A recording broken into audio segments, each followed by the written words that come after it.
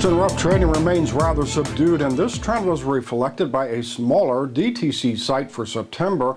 Rapaport estimated this week's site value at about $500 million. Now, that was a good 38% lower than the site in August, but higher than at this time last year, when we estimated DTC's early October site at about $420 million.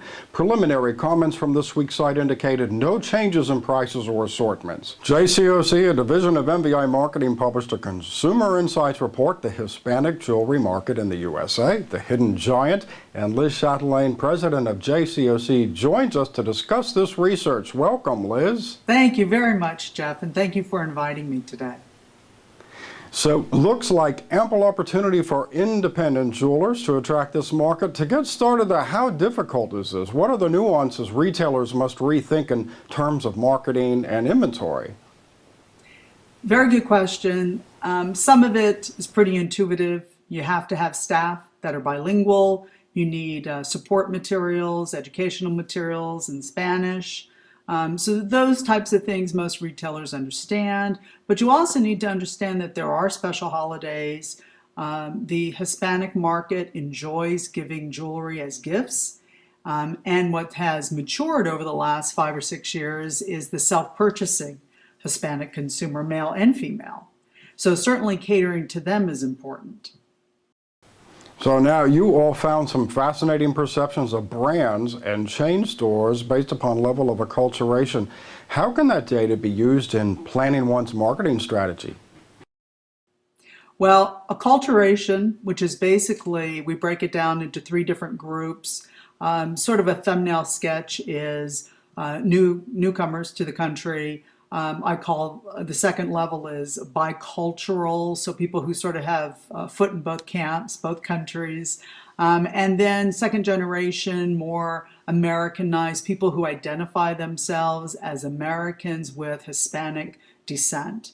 Also in our study, we addressed the different cultures within the Hispanic community.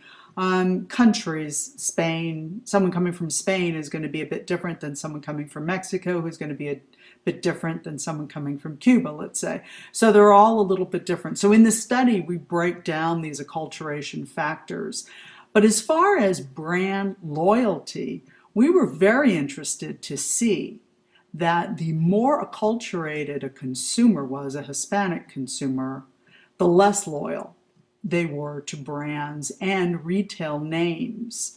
Now, this was very obvious in the higher price luxury products and the luxury retailers. In the study, we list retailers and how the different groups feel about their loyalty towards those retailers and how those have translated into visits in-store, visits on their websites, and sales. When it came to jewelry buying needs, then what were some of those special occasions for the segment? And in terms of diamond jewelry, did you find any patterns or trends related specifically to price points? Well, first taking holidays and special occasions, milestone events, graduations were very big. Graduating from high school was certainly very big. The Hispanic consumer tends to be some of the most frequent class ring purchasers in the country. Also, any type of special birthdays. Obviously, for girls, it was the 15th birthday, and also 21 is very big for both sexes. 50 was very big. So some of that comes across in the report. So holidays, special events, highlights of people's lives, the birth of a child. Giving a gift for birth of a child is normal in their cultures, as is things like Easter gifts. And jewelry is still a very important gift to give. The price ranges can vary from $50 for a silver piece on up, but giving jewelry still has a very significant message to the receiver. So they're probably some of the biggest gift givers of jewelry that we have per capita in this country. And yet what we have found in the report also is that retailers don't necessarily cater to that at all. So we feel it's a tremendous missed opportunity. Now, Going back to the diamond price points, the overall average jewelry piece is about $250, which is about even with the non-Hispanic market in the country. But certainly with engagement ring business, what we have seen is that the semi-non-acculturated Hispanic consumer doesn't understand the 4Cs at all. And the problem with that is that they feel that they shouldn't be spending a lot of money on something that they're not 100% educated on. Now that's a missed opportunity.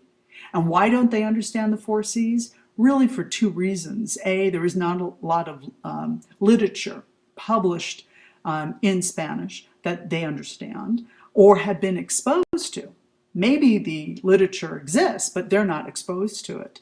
And number two, a lot of them feel like, a big percentage of them feel like Walmart is the safest alternative to go to because they're going to limit their spend anyway, because they're not 100% sure of this category.